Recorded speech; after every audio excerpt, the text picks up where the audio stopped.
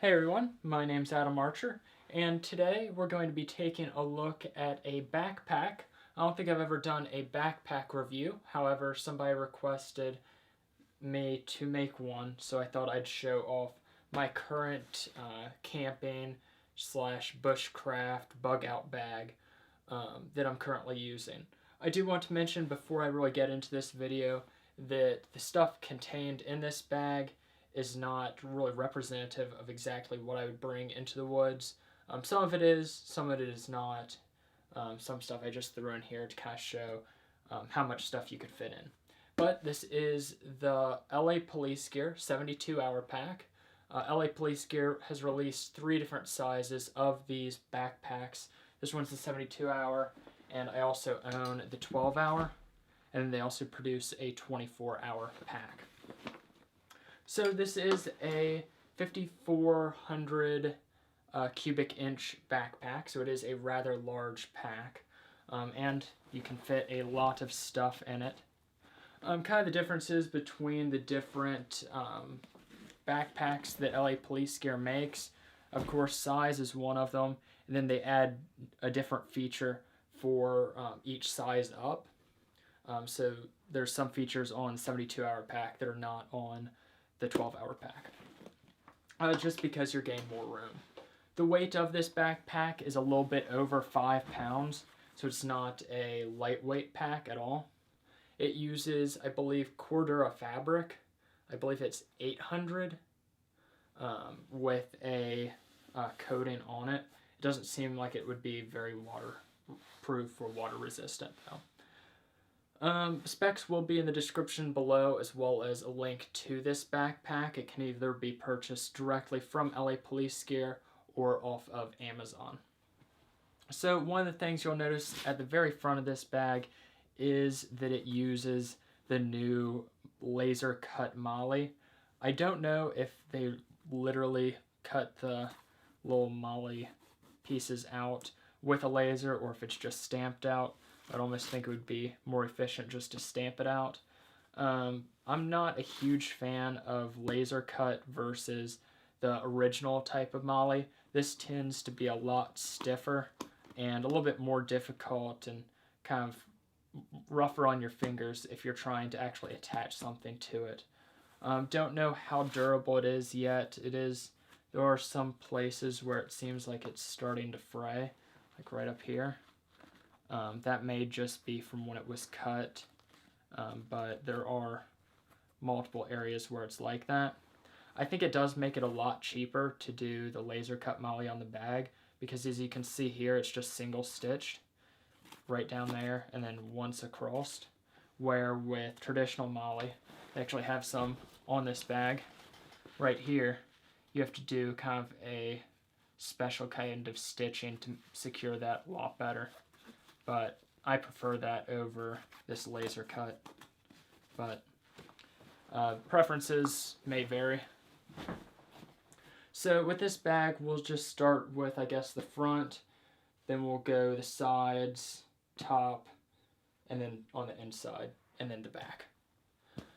So the front, of course, you have all that MOLLE, and then a Velcro area here. So let's measure kind of how much Velcro you have. You have about 8.5 inches by 4 inches of Velcro. And then the MOLLE, you have about 11 inches by 8.5 inches. So in this front pocket, you have a lot of room. I may have to adjust the camera so that you can see all that. I carry a lot of stuff in here.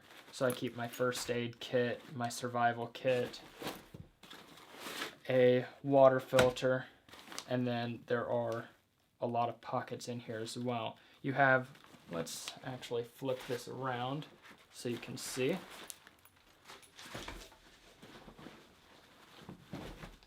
So here you have a mesh pocket that is zippered. You can store some stuff in. You have 2 pockets in here with Velcro attachments. I like to keep an external battery in one and an Israeli bandage in the other.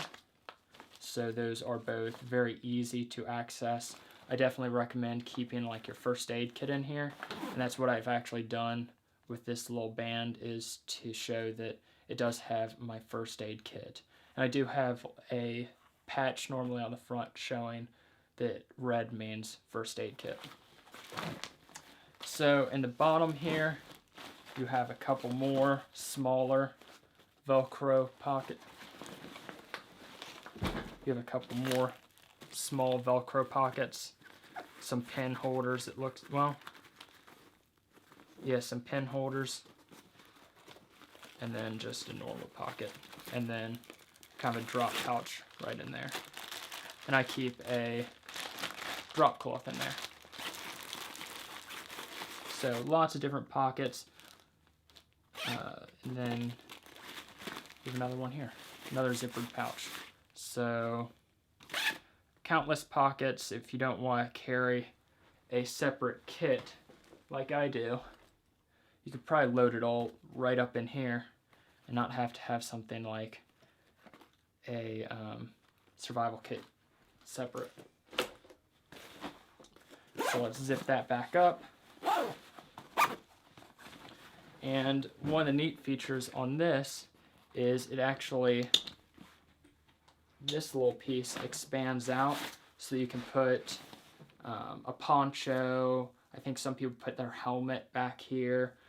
I have a Sea to Summit over, I don't remember what they call them, but you put it over top of your bag to keep rain off of it.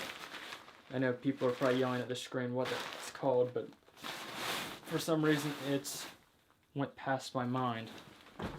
In the front here, we have another zippered pouch that's fantastic for keeping your gloves, and it has another separator where I keep a headlight. Well, the band for a headlight. You can see right in there. Fantastic size for a large pair of gloves. And of course you have some MOLLE and a strip of Velcro up there. So we have the front completed. Now we'll go to this side. You can see there are compression straps that hold the bag a little bit tighter, so you can tighten those up very easily, and compresses the bag so you're not going to have about 12 inches sticking out back. You can really tighten that down so things are not rattling around, and then very easily quickly remove them. They don't seem to be a special brand buckle, so they aren't like quiet buckles.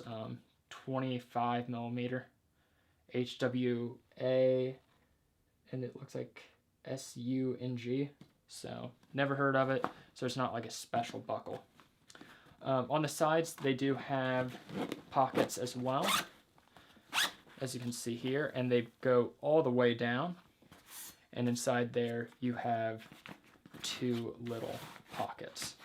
I like to put my water bottle in this bottom one. Holds it quite well, but not well enough to have this kind of staying open to like roll down and have like that. So I do have to kind of keep this zipped up and then grab my water bottle. It does have a full set of MOLLE right here, about 12 inches by 5 inches, and that's 3 rows. One thing, if you're not wanting to have your water bottle on the inside, you can always get a water bottle case kind of like this Van Quest one and just set that on the outside, and then you have some room on the inside. So that's a pretty good sized pocket right there.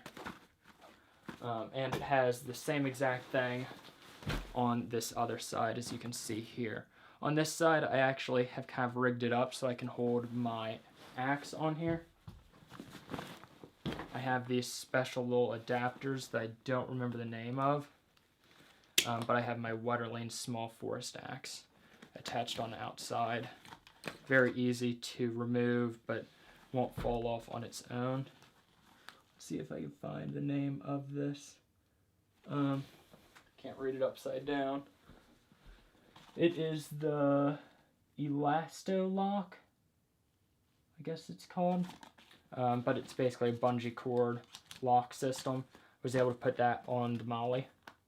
So that's pretty well on there. And then on the inside, I'm able to fit a silky big boy saw. The only downside is that it's just slightly too small, that pocket is, to completely hold the silky big boy. So it does have to stick out slightly. So, there you go. I didn't mention really about the zippers, but they seem pretty good. I haven't had any hang-ups really. Around the corners they sometimes will if you don't have a lot of stuff in the bag, but all it takes is a little bit of movement and you get it through. They're not a special zipper either. They're not YKK or anything like that. The zipper pulls are pretty basic cord. It's not paracord or anything, but long enough to be able to grab both with or without gloves. So let's go to the top of this bag now. You have on both sides, well, you have the grab handle first of all. That is a pretty thick material. It's actually two pieces of material, one that's kind of folded over and one that is through the center. And then on both sides you have little Velcro openings for your water bladder, so you can have the tube sticking out there, and that way you can have a hydration system kind of connected to the front. One of my favorite features, and something that, or not really my favorite feature, but something that I really think should be on all backpacks, is this little pocket here, and it is a felt sunglass holder. I've had a lot of different times, or I've ruined probably 2 or 3 pairs of sunglasses because I've had to put them in the same compartment as other things, but this, it has a very soft felt material that you're able to put your sunglasses in. If you take a look at these are actually a pair that I've ruined. I think I had tint stakes next to them, which is probably my own fault for not thinking about that, but now I have a direct pocket that I can put my sunglasses into and nothing else. So on the back of this backpack, you have some really nice padded straps. Well, let's go down. So we'll start at the top and then go down. So first off, you'll notice these 2 connectors up here. That is for a chest attachment that LA Police Gear creates. I would never actually use that, so I completely ignore these. Going down, we have a little elastic piece for hydration systems. We have the chest strap in the very center with a buckle. It is elastic, so you do get a little bit of stretch on there, a really nice fit, and it is adjustable throughout any of these places. You can put it on the outside if you want it a little bit tighter, inside if you want it a little bit looser.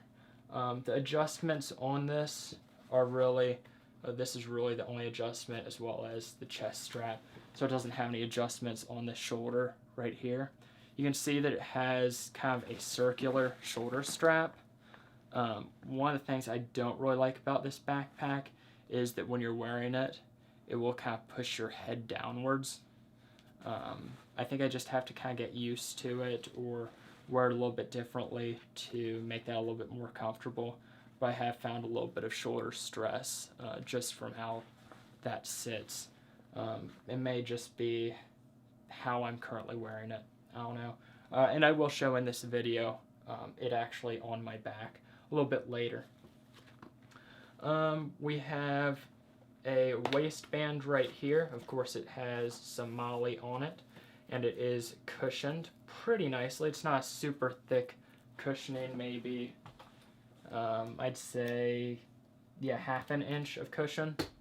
One of the nice things that makes this a backpack that I can actually use, I have a sub 30-inch waist, so it can be very difficult for me to find backpacks that fit. However, this one fits snugly, and I still have a couple inches to spare. And then, you can see how large your waist, it can actually fit pretty large. So that's good for all sizes. And it stays comfortable. Even with, I've had this packed with like 40 pounds of gear, and it's still been plenty comfortable on my waist, although I haven't done really any long hikes with this. I have done some shorter hikes, just not any long ones with this backpack. So on the back itself, you have some nice cushioning, some pretty nice cushioning, and then you have some airways to get some air gain to your back. On the bottom here, you do have some, not aggressively, but it's somewhat sticky material, and that's just so it doesn't really slide around on your back. Makes it kind of nice as well. This does have an internal frame, so you can just unzip that, and then on the inside here you have a hard plastic frame and then an aluminum bar in the center, and that just makes it so it doesn't deform on you, and you can have a little bit heavier stuff in the bag without having to stress too much. It's a pretty decent material. I mean, it's still semi-flexible, but with that aluminum bar in the center, as you can see there, it keeps this knife, or this bag, nice and stiff. I keep wanting to say knife.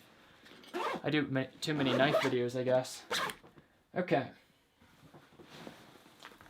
So, I guess before I go into the center, let's actually show this bag on me, because we're just going to be kind of disassembling the bag more and more. So we'll snap that back on, snap this on. Oh, and I did actually forget about the bottom of the bag, so let's just show that real quick. On the bottom, we do have some loops.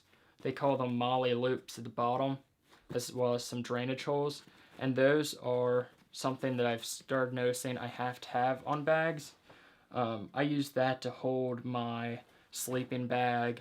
I actually have the thing right here.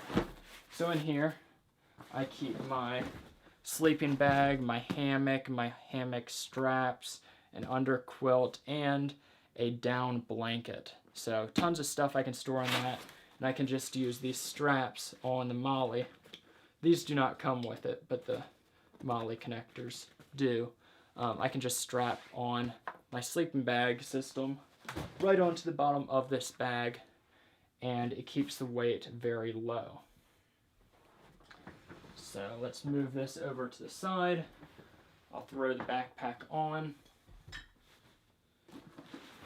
and kind of show you what it looks like on me.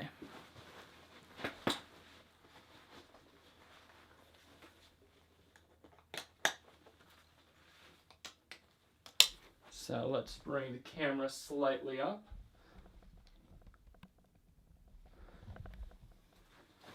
And I'll show that on my back.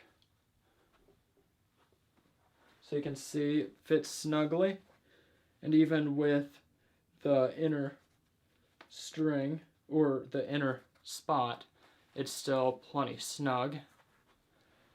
I probably shouldn't have worn a hoodie for this, but you can kind of see how the back circular area is kind of pushing against the back of my neck.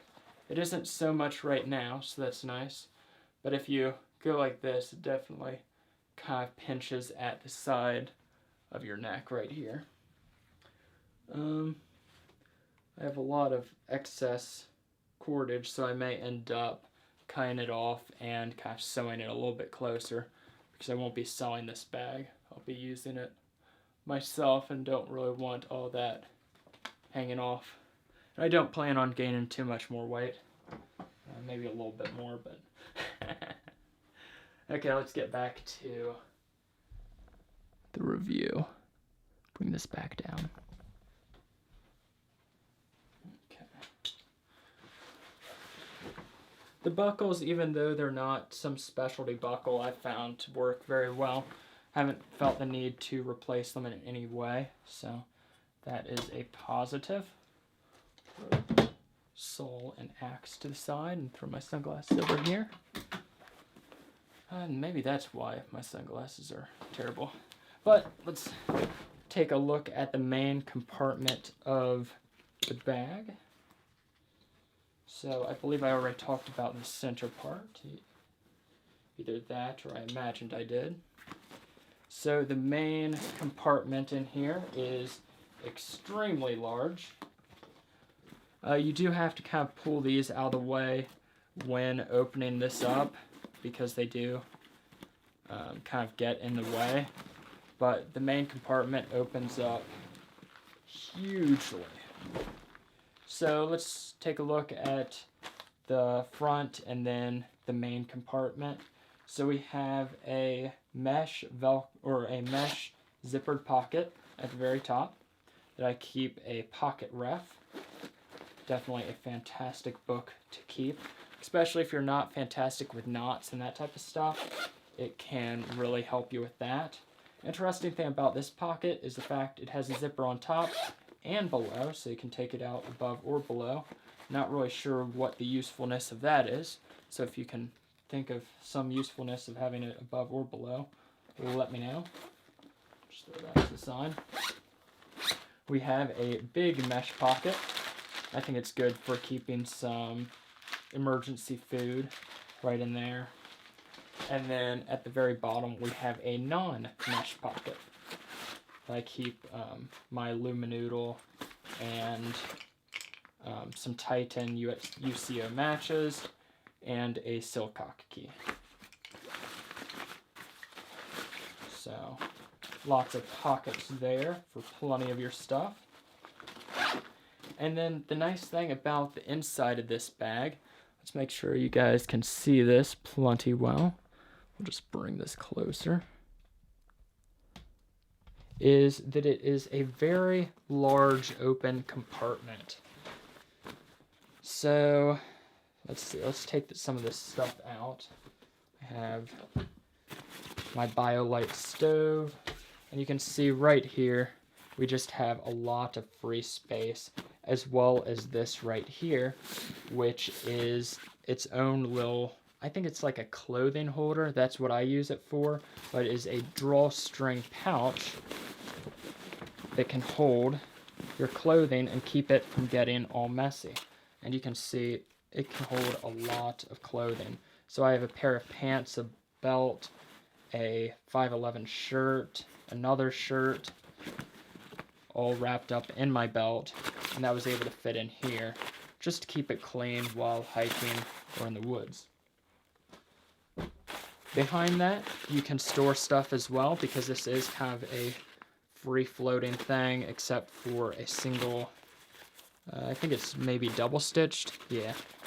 So except for double stitching that holds it on there, you have the drawstring bag. It does have a felt backing all throughout here, so if you have any hook and loop, I guess I was calling it Velcro previously, but it's technically hook and loop. But if you have anything like that, you can attach it to the back here.